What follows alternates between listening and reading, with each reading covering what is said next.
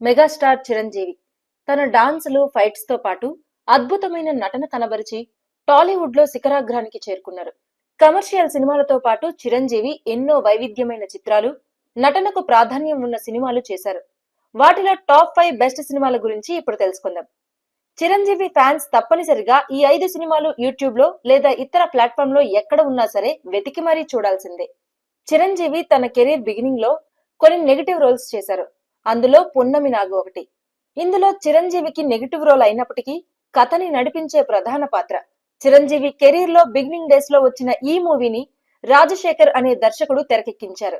ఈ మూవీలో star heroine Keerthy Suresh తల్లి మేనక చిరంజీవికి జోడీగా నటించారు.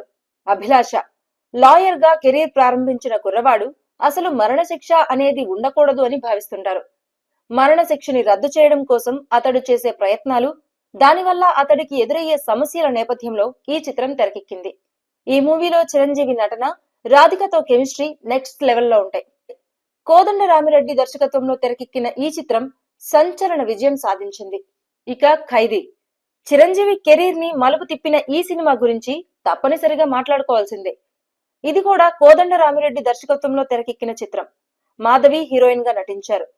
ఓ కుర్రాడి రివెంజ్ డ్రామాగా ఈ చిత్ర కథ ఉంటుంది.